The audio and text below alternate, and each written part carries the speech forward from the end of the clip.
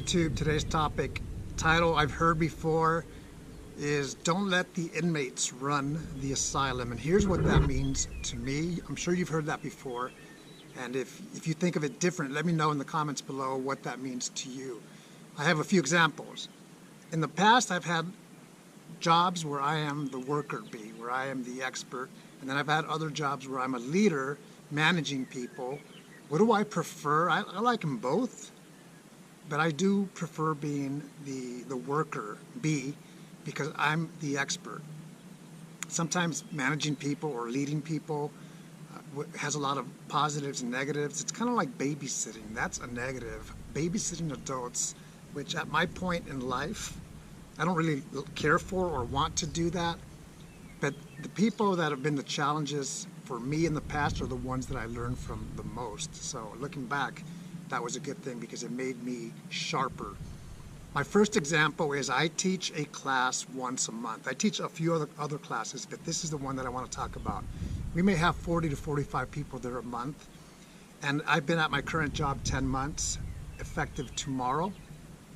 And my observations are what works, what doesn't, what adjustments I have to make.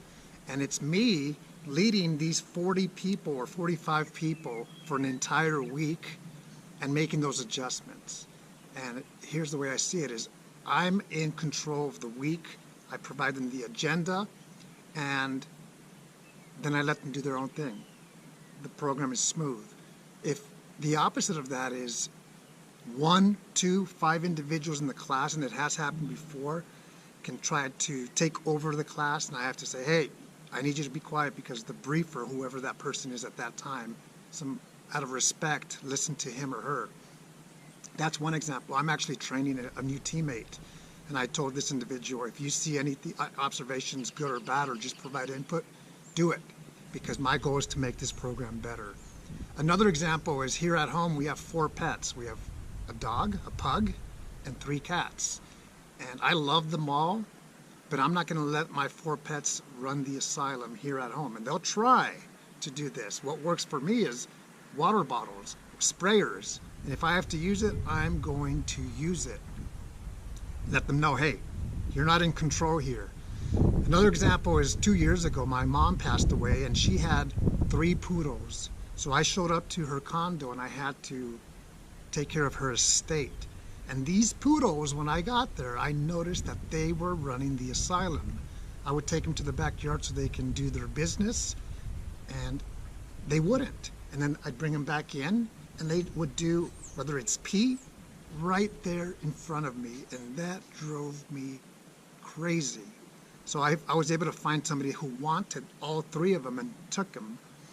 And these poodles were already 5, 6, 7 years old, so hopefully they learned to do what they had to, wherever they had to, which was not inside of the house. So how does this apply to you? Find a situation where you already know that it's working, and if it's so, leave it as is. If it's not working, make those adjustments, especially when you deal with people, whether it's 1 person or 20 or 50 people. Another example is one day I was at the commissary, and the commissary is a grocery store in the military, if you don't know what that is. And I was in uniform. I don't usually go to the commissary. And this lady approached me and said, "Sir, can you talk to my grandson?" He was right there. He was maybe 4 or 5 years old. He's not listening to me. And here's an example of giving choices to people as you need to. You don't always have to. Sometimes people can do it on their own. But this 4 or 5-year-old was right there. So I gave him 2 choices. I knelt down to his level.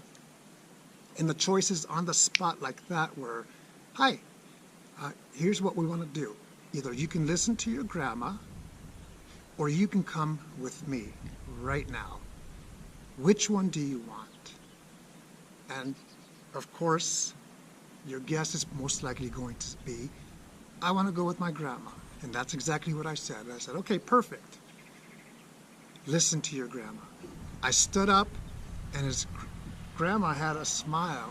She thanked me. I said goodbye, and as I'm walking away, I'm laughing inside. So sometimes you're going to have situations like that. And going back to the class that I teach once a month, this big class, in the military, because they're all military service members of all branches, of all ranks, you have a lot of type A personalities. Type A are the people that are trying to do it.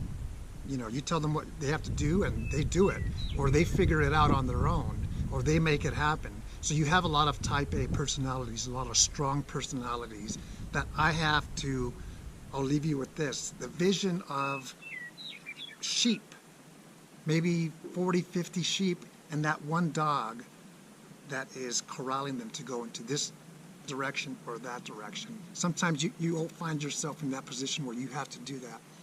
And when you have to do that, whether you want to call it managing or leading, make it happen. Have a great day. Check out how beautiful it is here. Spring is here. And we're working on that next.